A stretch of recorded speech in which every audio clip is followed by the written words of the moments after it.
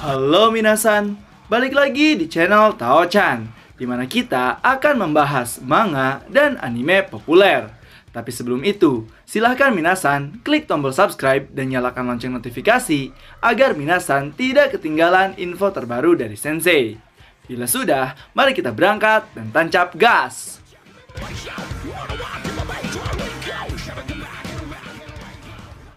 Oke minasan, pada video kali ini saya akan membahas terkait manga terbaru spin-off Lubu, yang mana dalam chapter 35 ini kita diperlihatkan salah satu petarung dari Spartan.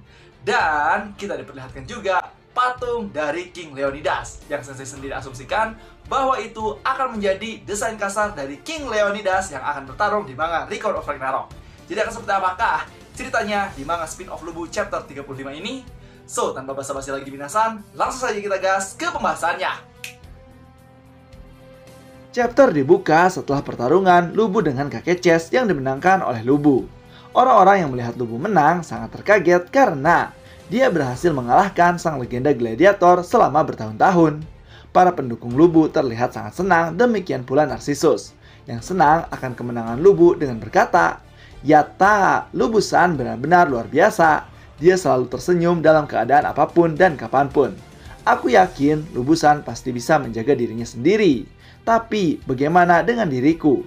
Lalu Narcissus akhirnya berpikir, kemudian bilang dengan tegas, "Tidak, sekarang bukan dewa yang aku andalkan saat ini. Aku akan melakukan dengan caraku sendiri." Sambil dia meletakkan patung Dewa Ares. Aduh, kasihan ya, Ares gak patungnya gak di Valhalla, jadi badut terus. Setelah itu, wasit mengatakan, "Sah, ronde di semifinal akhirnya ras asing yang luar biasa yang mampu mengalahkan sang legenda hidup Colosseum, Chess. Dan siapakah babak selanjutnya yang akan mencetak legenda untuk menghadapi sang naga Lubuhausen?" Kemudian, wasit pun mulai memanggil para petarung.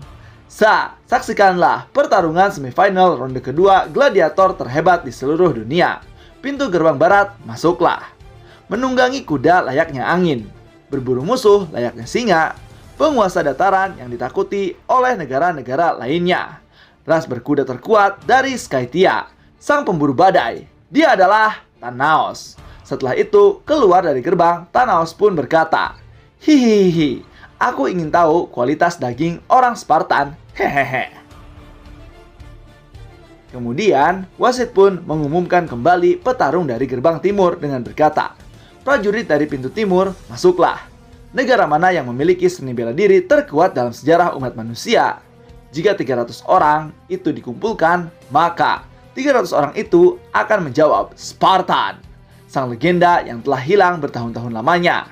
Mahakarya terbesar dari kota terkuat Spartan, dia adalah Gripus." Dan terlihat sosok Gripus yang merupakan salah satu prajurit dari Spartan yang masih hidup. Lalu, setelah para petarung sudah ada di arena, wasit memulai pertarungan. Namun, pada saat akan mulai, terlihat para penonton yang berbincang mendukung keduanya dengan berkata, "Wah, sudah diputuskan lawannya Thanaos. Lagi pula, dia akan menikam gladiator tersebut dalam sekejap. Lihat saja nanti. Ya, dia pria yang cukup seksi, tapi dia benar-benar kuat kan?" Dan diperlihatkan pertarungan Thanaos sebelum semifinal. Tapi di salah satu penonton, ada yang tidak setuju dengan para penonton yang tadi. Dia berkata, "Dasar bodoh, apa kau tidak menonton pertarungan Gripus yang sebelumnya? Dia melawan Among sang berserker dari sungai Nil itu. Pukulan pertamanya langsung menembus badannya dan diperlihatkan pertarungan Gripus melawan Among yang dimenangkan oleh Gripus dengan satu kali serangan saja menggunakan tombaknya." Kemudian pria tersebut melanjutkan kata-katanya lagi dengan berkata, "Ini adalah kekuatan di luar nalar manusia.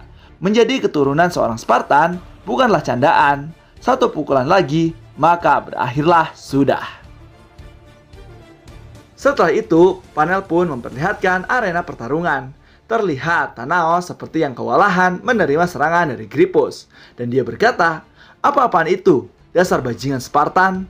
Apa kau tidak mengerti kalau rasmu itu sudah punah? Dengan kata lain, kau sampah yang tersisa." Mendengar hal tersebut, Gripus langsung mengubah pegangan tombaknya dan berkata, "Spartan itu abadi selama kita terus menang." Sambil mulai memasang kuda-kuda. Lalu Thanos pun yang mendengar hal tersebut berkata, "Hihihi, aku sedikit mabuk. Coba ku tebak, aku ini lawan yang kamu benci, benar kan?" Dan langsung membuat dirinya menjadi 5 orang dan langsung menyerang Gripus. Gripus pun yang melihat hal tersebut berkata, "Apa kau tahu warna darah orang-orang Spartan?" Kemudian, panel berpindah menceritakan masa lalu bangsa Spartan.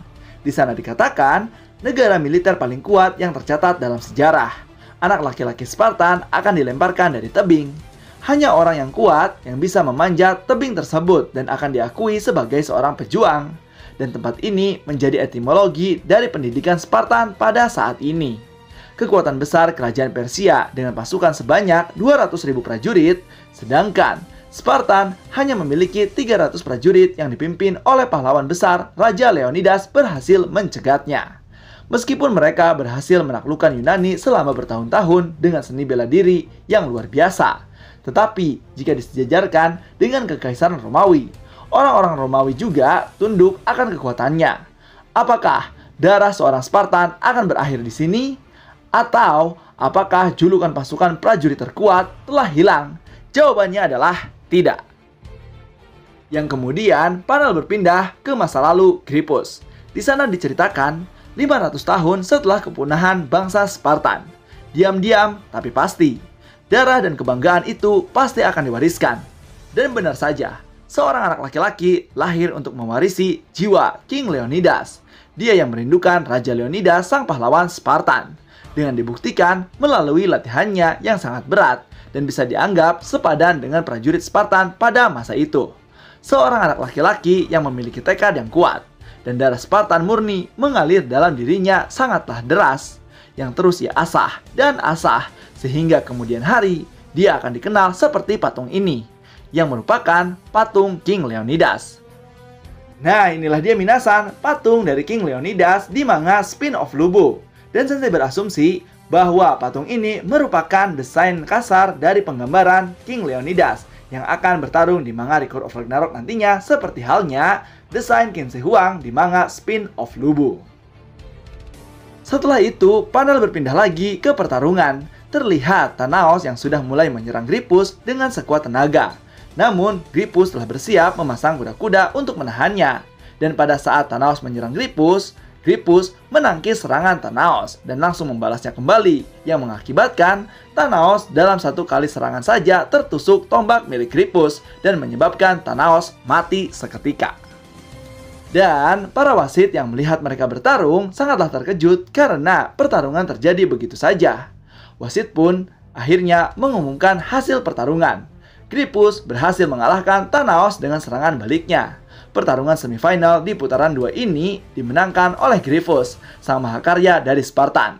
Yang kemudian kita diperlihatkan sosok Gripus sambil dia berkata Spartan adalah yang terbaik, dan panel pun selesai.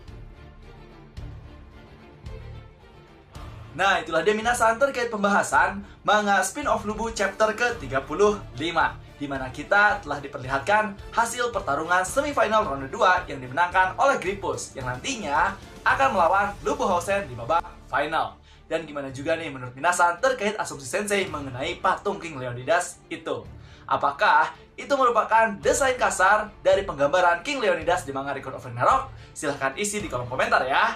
So, tetap saksikan di channel Tao-chan agar minasan tidak ketinggalan info terbaru dari Sensei. Sekian dari Sensei, and bye-bye!